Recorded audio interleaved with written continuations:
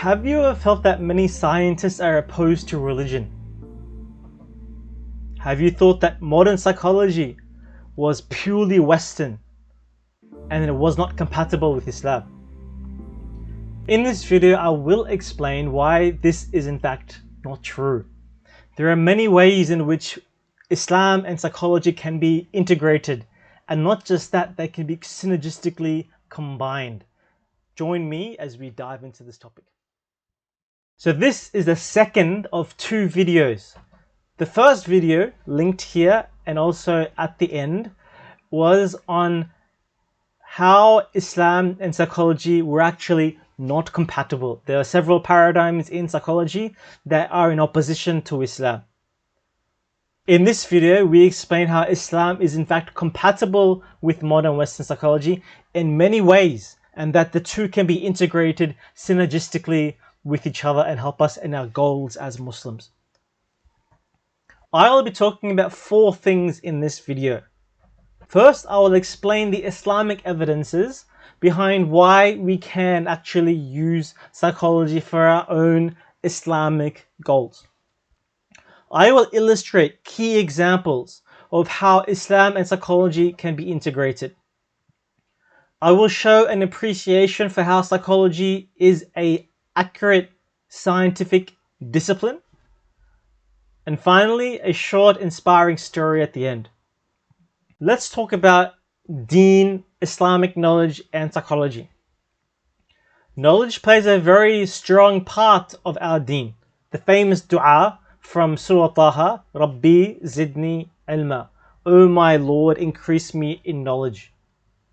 There are other verses in the Quran about knowledge as well. For instance, from Surah Isra, وَلَا تَقْفُ مَا لَيْسَ لَكَ بِهِ عِلْمٍ, and do not follow that which you do not know. In Surah Zumar, هَلْ يَسْتَوِي الَّذِينَ يَعْلَمُونَ وَالَّذِينَ لَا يَعْلَمُونَ, are those who know equal to those who do not know?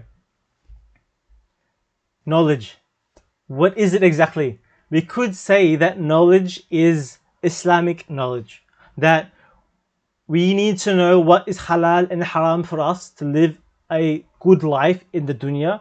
And we need to know about our deen and our beliefs and Allah Azza wa Jal. But knowledge is broader than just that. For instance, there is the dua that's an extension of Rabbi Zidni Ilma, and this is from Ibn Majah. Allahumma infa'ni bima 'allimtani wa 'allimni ma yanfa'ni wa zidni ilma. O Allah, benefit me from that which you taught me, and teach me that which will benefit me, and increase me in knowledge. So here we see that anything that can actually benefit us as Muslims, as people, is part of knowledge. What about the counter narrative that psychology comes from the West, it comes from kuffar, we shouldn't be taking from it? 2 things to do with this. First of all, there is a hadith in At-Tirmidhi that's weak, but it could come from a companion, but the meaning is of relevance here. الكلمة الحكمة ضالة المؤمن فحيث وجدها فهو أحق بها. The wise statement is the lost property of a believer. So wherever he finds it, he has a right over it. And this means if you find knowledge from a non-Muslim, then you can take from it. The second point to bear in mind is, yes, the reluctance or the hesitation is true.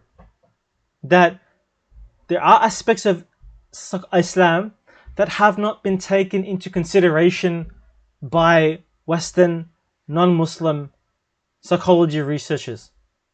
For instance, they don't acknowledge what's in the Quran and Sunnah. They don't recognize the Qalb, the heart, the Ruh, the spirit, the Nafs, the self. And in most of their theories, they don't recognize these things. In many a case, theories in psychology don't need to acknowledge these things because psychology is the way Allah created us, in a manner of speaking. But yes, sometimes we will need to filter things through. So for instance, there are parallels between the two that we can say, yes, they are actually relatable. So you have Waswasa, that's the whisperings of shaitan, and in psychology it's negative self-talk. You have Dhikr, and then you have mindfulness. You have muhasaba, and in psychology you have introspection. So there is parallels as well in psychology and Islam. But to discard all of psychology because you brand it as Western and kafir would be like throwing the baby out with the bathwater. There's so much to gain from Western modern psychology, and inshallah in this channel, that's what we will be unpacking. I'm going to now elaborate on some key examples of how psychology and Islam integrate. For instance, you have learned helplessness. And this is the idea that you are not in control of your life, of your circumstances, of your actions, and you become apathetic. You stop trying, you give up. And it has many different ramifications, but for us as Muslims, one key thing is sin. We can drown in sin and we can just give up. And that's a dangerous place to be. You have cognitive dissonance.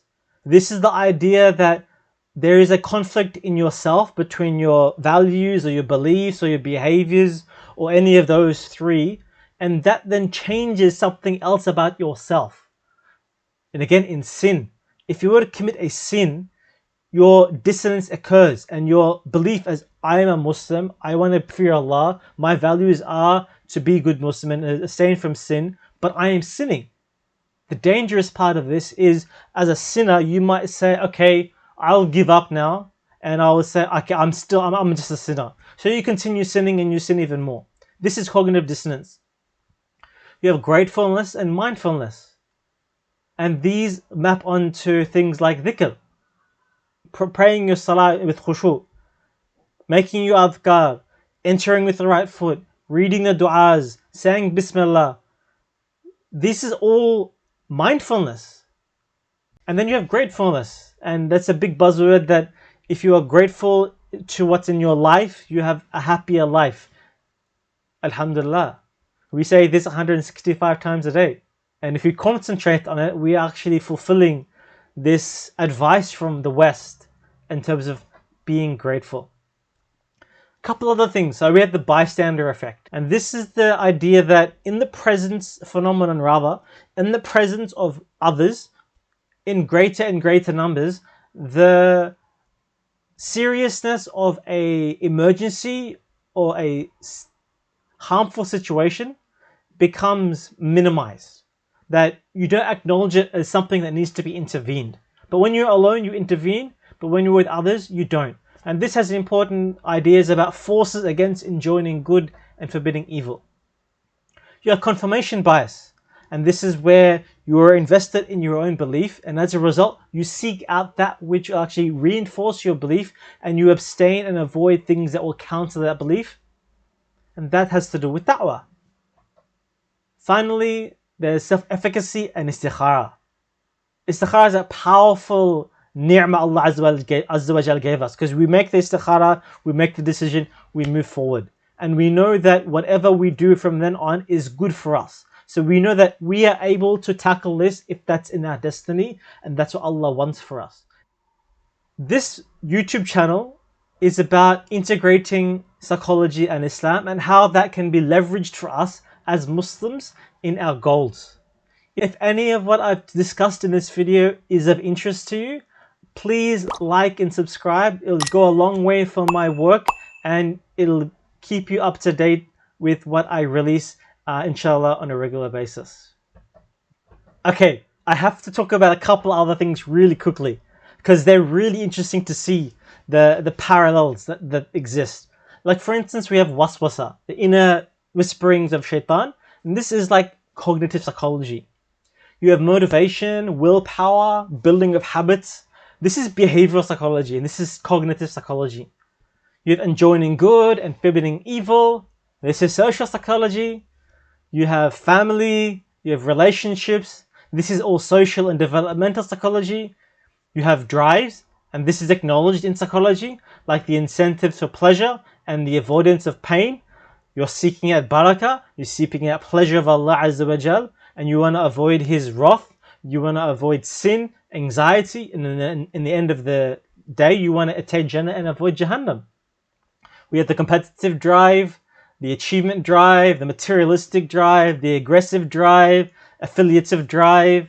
This is all part of psychology. You have love, you have hope and fear for Allah, you have hatred of deeds that are bad, you have anger that comes from shaitan and it can come from yourself, you have learning and modeling, you have human development, childhood going from 7 years to 7 years, and you have worship and good deeds. These are all part and parcel of psychology and Islam.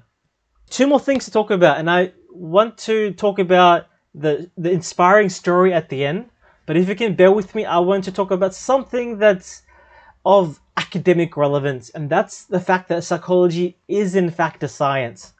It is not a soft science, it is a hard science. We employ scientific rigor in our studies, in our research, to have better confidence that we are actually finding something that is in actual fact a real manifestation, is actually in fact a real phenomenon. To name a few principles, we have replication. There are theories and phenomenon in psychology that have been replicated. They have been shown to occur in different contexts, in different eras and times, in different populations, different people, and different demographics. So when you have that much evidence backing a phenomenon, you have strong confidence that that actually is something that exists. We use a scientific method. We have different research designs. The gold standard that we all know is the experiment. And this leads to the conclusion of A causes B. Not everything can be done in an experiment. So sometimes you have quasi-experiments. Then sometimes you have cross-sectional studies.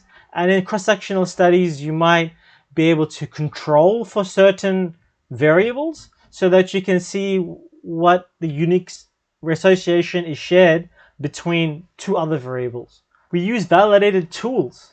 So what this means is if you were to answer a survey done by a psychologist on Likert scales from 1 equals strongly disagree and 7 equals strongly agree, these scales have been validated. There's research pushing them that says this scale is really measuring something that is underlying it, some part of our psychology.